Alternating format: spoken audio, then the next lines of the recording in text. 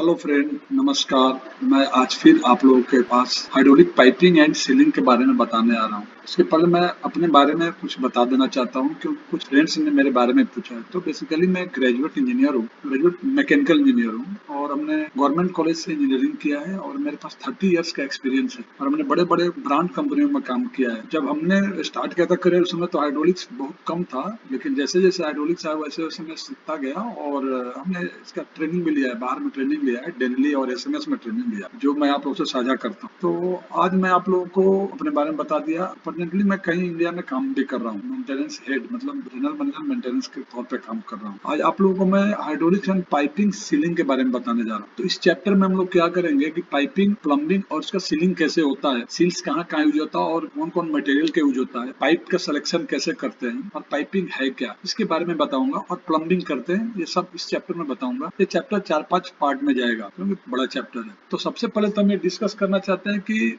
ये चाहिए क्यों, पाइपिंग एंड सीलिंग चाहिए क्यों। तो इसका आंसर ये, the answer piping is needed to convey the hydraulic fluid. जो हाइड्रोलिक फ्लूइड हम यूज करते हैं, ट्रांसमिशन मीडियम, ट्रांसमिटिंग मीडियम जो है उसको क्या करते हैं, हम एक रिजर्वायर से पंप के थ्रू एक्चुएटर पे ले जाते हैं। एक्चुएटर से क्या होता है, वाल्व स्टैंड को जाता है, वाल्व स्टैंड से फिर एक्चुएटर होते हुए रिजर्वायर को आ जाता है। तो इसके लिए जो भी अरेंजमेंट होता है पाइपिंग का, पाइपिंग होगा फिर प्लम्बिंग का, प्लम्बिंग होगा इसके बाद सीलिंग का, ये सारा टॉपिक इस चैप्टर में कवर हो जाएगा। तो the fluid transfer should be efficient. जब हम आयल जब यूज करते हैं तो एफिशिएंटली यूज करता है, लीक प्रूफ होना है। और लीक प्रूफ होने के लिए क्या है, बराबर सीलिंग होना है। सीलिंग प्रूफ हो माने सील प्रूफ हो तो इसके क्या है, उसका प्लम्बिंग होना है। क्योंकि क्या होता है कि जब आयल का हम ट्रांसमिशन करते हैं तो जो डायरेक्शन चेंज होता है या सडन जो जर्क आता है उससे क्या होता है, पाइपिंग पे इफेक्ट पड़ता है, पाइप कनेक्शन खुलता है, वेल्डिंग खुलता है और जो प्लम्बिंग का प्लम्बिंग इक्विपमेंट टूटता है और उसमें वाइब्रेशन भी जनरेट होता है। तो ये सब करने के लिए क्या करता है, to prevent any leakage the type of seals and its material selection is very.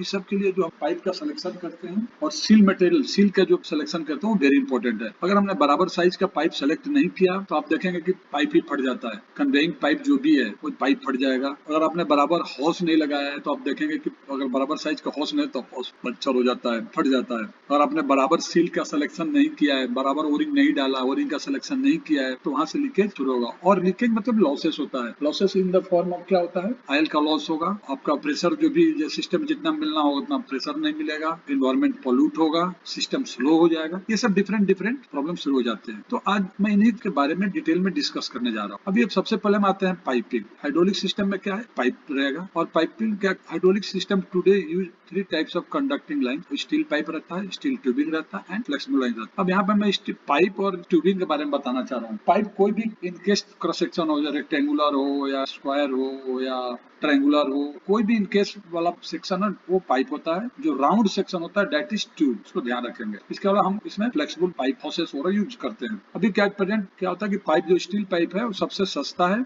इन तीनों में सबसे सस्ता है। Tubing and houses offer more convenient. Tubing और हॉसेस जो है महंगा है लेकिन कन्वीनियंस होता है उसको फिक्स करने में, उसका मेंटेनेंस करने में, उसका प्लम्बिंग करने में। अब पाइप्स क्या है, pipe iron and steel pipes are the first conductors used in hydraulic system. सबसे पहला स्टील पाइप यूज हुआ था हाइड्रोलिक सिस्टम में एंड अभी भी हम इसको यूज कर रहे हैं क्योंकि इसका कॉस्ट कम पड़ता है। इसमें seamless steel pipe is widely used in hydraulic system which it's inner part free of rust, scale and dirt. अब इसमें पाइप भी कितने प्रकार, 2 प्रकार का। एक सीमलेस पाइप होता है, सीमलेस में बिना वेल्डिंग का, सीमलेस बिना वेल्डिंग का जो पाइप बनता है उसको सीमलेस पाइप बोलते हैं। इसका प्रोसेस है पियर्सिंग ऑपरेशन है और पियर्सिंग ऑपरेशन से पाइप बनता है। पियर्सिंग में एक और ऑपरेशन होता है, इसमें वॉल थिकनेस मेंटेन करते हैं और उसका ओडी भी मेंटेन करते हैं, तीनों मेंटेन करते हैं। मैं इसलिए बता रहा हूँ कि हमने सीमलेस पाइप में पाइप प्लांट में काम किया, हमारा wide experience seamless pipe plant का है। और जब हम सीमलेस पाइप यूज करते हैं तो उसमें क्या है, तो वो पार्ट को फ्री ऑफ रस्ट होना चाहिए, स्केल होना चाहिए, डर्ट होना चाहिए। अगर ये हम नहीं करें तो हमारा सिस्टम को प्रॉब्लम क्रिएट करेगा। अभी आते हैं हम sizing pipes. Pipe and fittings are classified by nominal size and wall thickness. Nominal size और वॉल थिकनेस के बेस पे इनका क्लासिफिकेशन होता है। Originally a given pipe size was only 1 wall thickness and the stated size was the actual inside.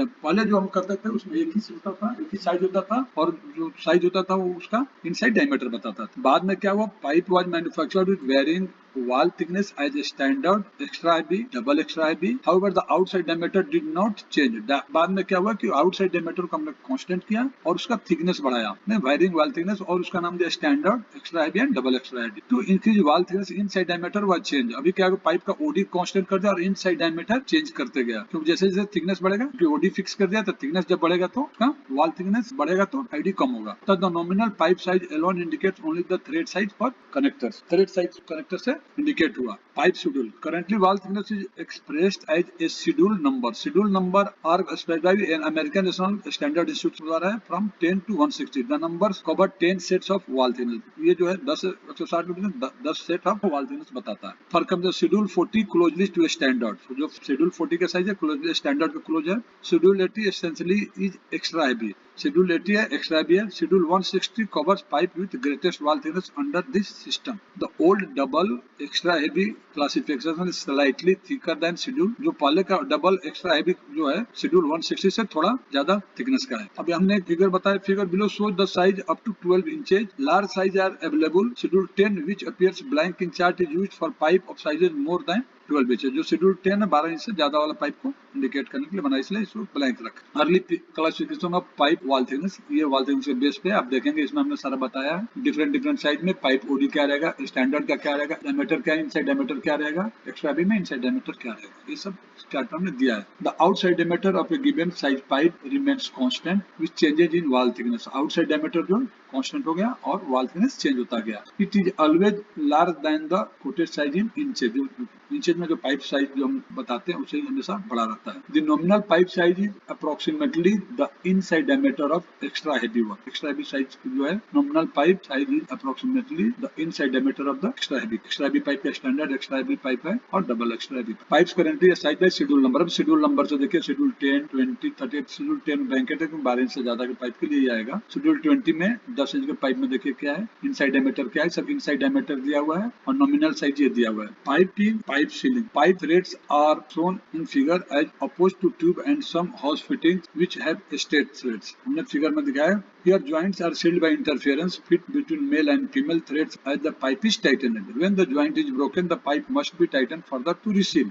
Often it is done by changing some of the pipe by slightly longer section. Special tapes and dies are required for threading hydraulic system, pipes and fitting. The threads are of dry seal type. Dry seal tape में कोई ceiling material use नहीं होता है, metal to metal contact होता है, direct thread के ऊपर thread tight होता है. It differ from standard pipe threads by engaging the roots and crest before the flanks, thus avoiding spiral clearance. अभी देखिए ये हमने दिखा रहा है पाइप सीलिंग के बारे में. देखिए एक थ्रेड मेल थ्रेड ये है और एक फीमेल थ्रेड है.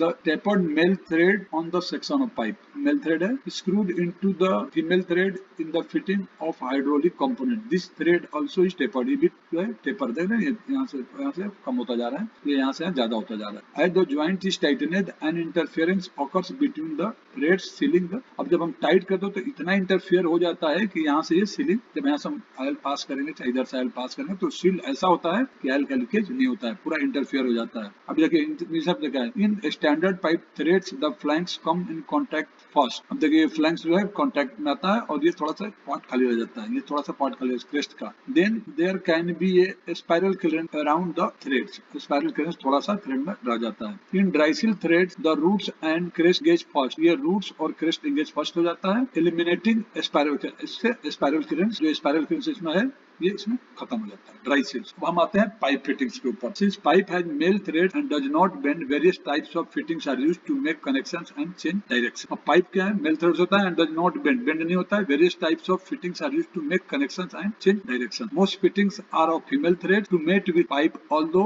सम have male threads to mate with other fittings और with ports with hydraulic component. अभी जो रहता है ज्यादा जो पाइप फिटिंग्स होता है फीमेल थ्रेड टाइप का होता है.